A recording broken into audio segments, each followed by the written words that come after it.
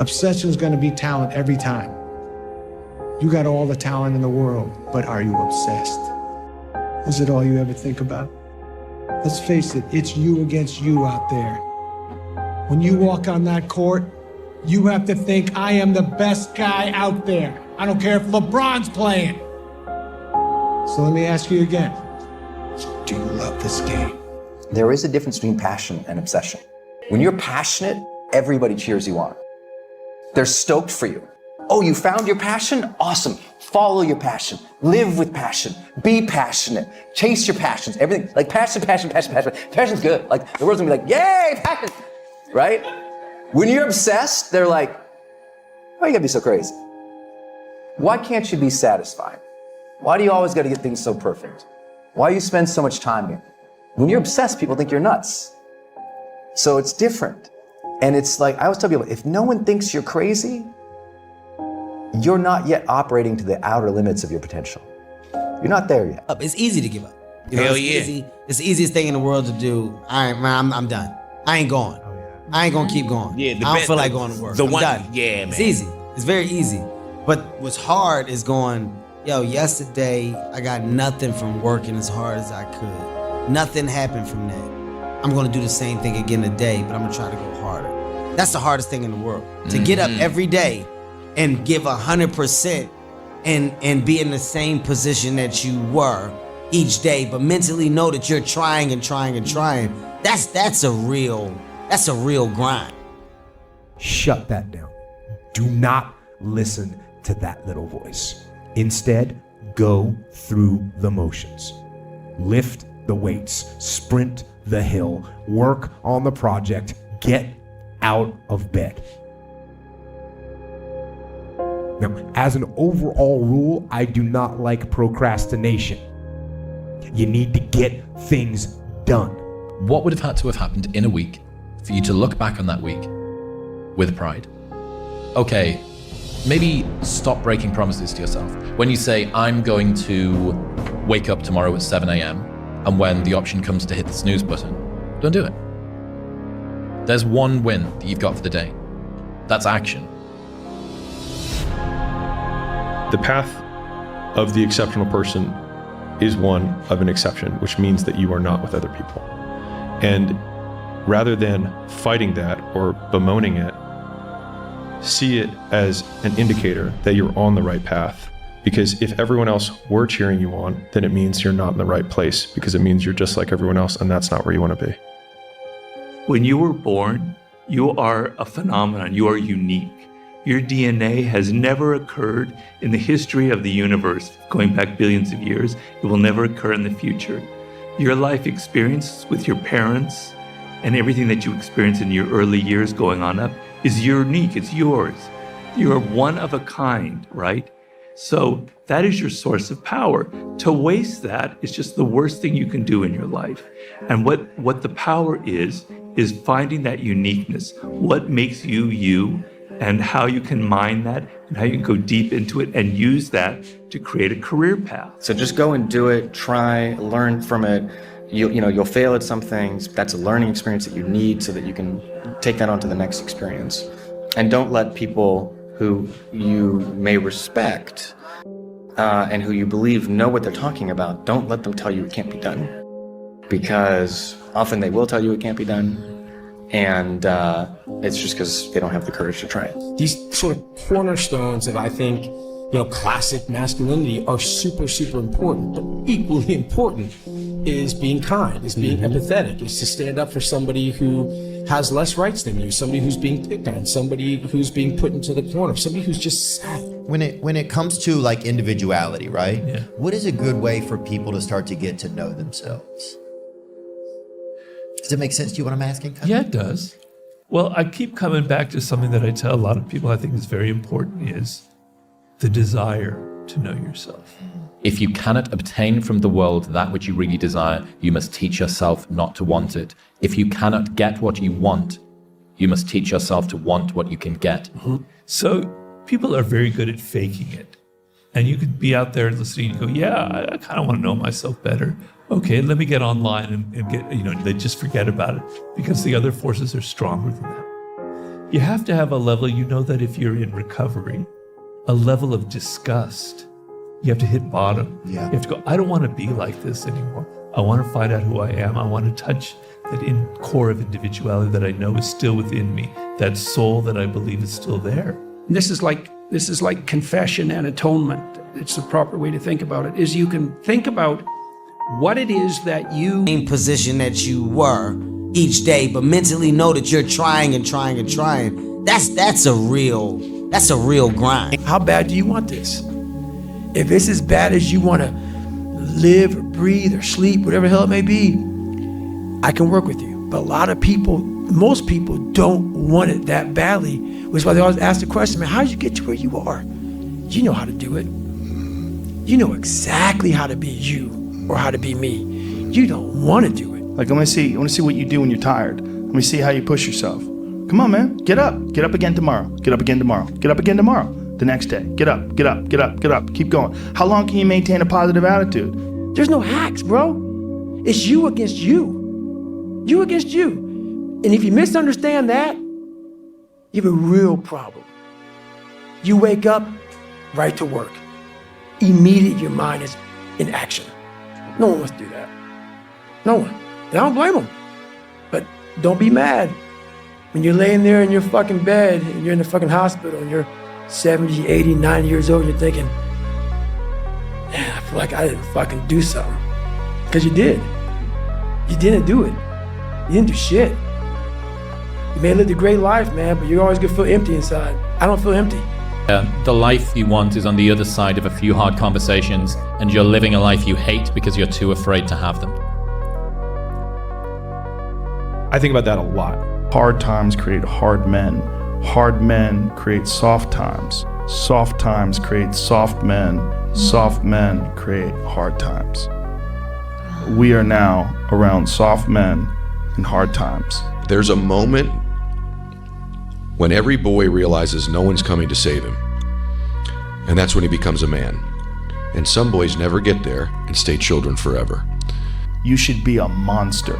He said you should be a monster, you should be ruthlessly ambitious, and then learn how to control it. And it's that old expression, it's better to be a warrior in a garden than a gardener in a war. Hendrix Gin invites you to follow your curiosity.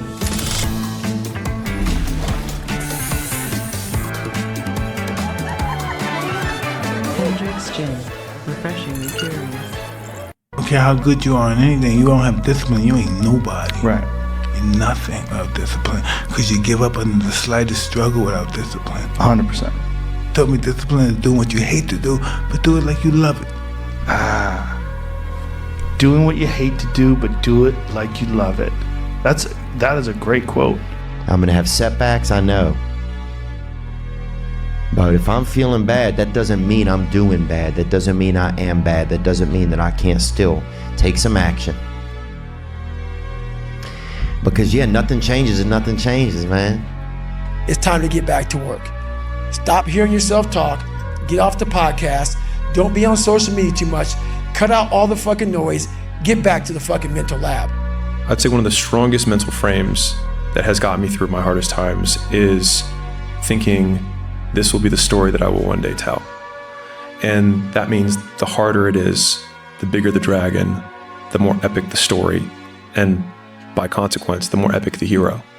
The fear is never reaching your potential. That's it. That always falling short, always quitting before you're done, always procrastinating, always not doing the right thing.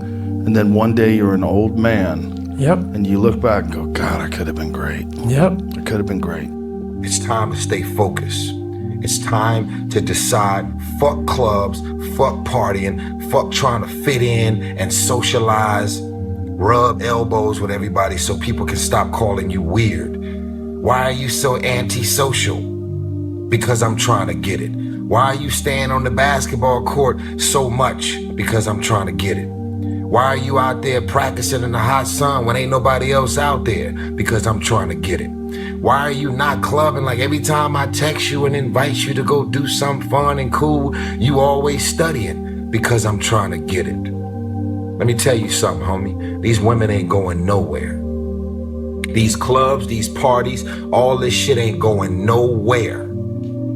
The more weird you are is a reflection of how committed you are to focusing on your shit, molding and shaping and developing your ideas and your craft so that when it's time for you to make your rounds, you gon' fly. People only root for people who don't need it.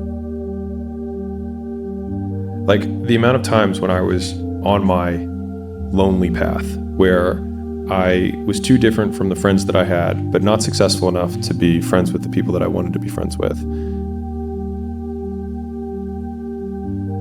That's when you want people to root for you. That's when you want people to support you. Once you've already won, people are like, he's amazing, he's so good. But like, that's the time when you need it the least. And so you always have to be the person who roots for you before everyone else does. And it's usually a single clap in the auditorium for a very long period of time. It is a slow clap that's just you rooting for you. And that visual, I think, is one that you can kind of take because it is. People struggle to do things alone. And the path of the exceptional person is one of an exception, which means that you are not with other people. And rather than fighting that or bemoaning it, see it as an indicator that you're on the right path. Because if everyone else were cheering you on, then it means you're not in the right place, because it means you're just like everyone else, and that's not where you want to be. Life isn't fair at all. At all. So what are you going to do about it? I knew that no one was coming back to help me. No one was going to miracle me to be somebody special. So mentality is the only thing that gets us through life. I was an underdog. We are all underdogs in life. Even the baddest person in the world should think that way. So you should always have I've never arrived mentality. And the can't hurt me mentality is no matter where you come from, the sewer or wherever you think you're from. When I got out of the sewer, I got to the road and looked around and said, can't hurt me. Nothing should be able to hurt you. If you believe that, it starts to become true. Be the guy who embraces the ugly, the miserable. Be the guy who embraces hard work, the grind. Don't be afraid of being hurt. Don't be afraid of sacrificing some blood. You know, there comes a day, man. Everyone's gonna have this day. There comes a day where being average, being mediocre is just sickening to you. It's just sickening. It makes you want to throw up. Because you've seen people with far less talent than you. As you're growing up with them, their childhood buddies, whatever else, they didn't have what you had. Yet now they're fucking to become something that you haven't. There comes that day. It's either when you're young, you know, and it strikes you on the baseball field because you're sick of striking out. Or it's when you get fired from your 5th job, you know, and your wife and kids are on your ass because you don't know how to support them anymore. There comes a fucking day where push comes to shove. Where being mediocre, being like average and shit just fucking burns and sucks so much. You can't deal with it one more day. And you get off your fucking ass. And you create something that's always been there. It's always been inside of you trying to come out.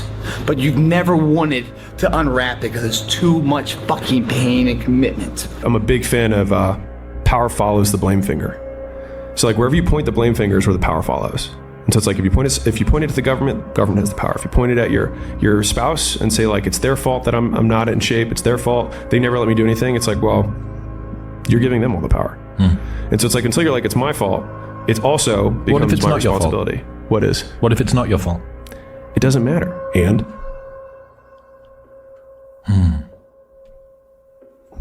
like I can't run marathons because I lost my leg at birth. And either you can just never try, or you put the metal thing on and you do it anyways. Old Spice Super Hydration Body Wash. The sweet scent of 100. Okay, guys. So late. I need to go sleep.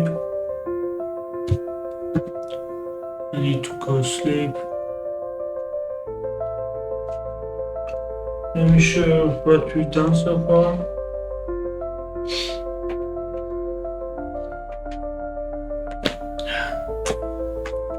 And today I think we Because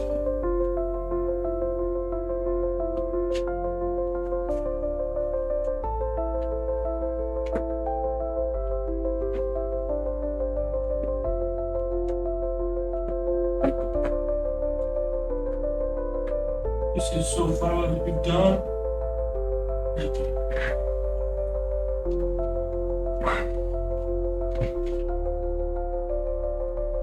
Yeah, this is so far what we've done.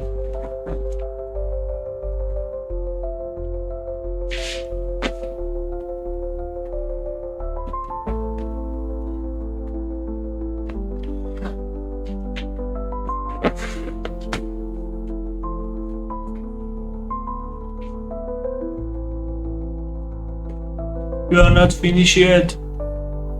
We're gonna continue tomorrow. I'm gonna see you tomorrow, guys. I'm tired.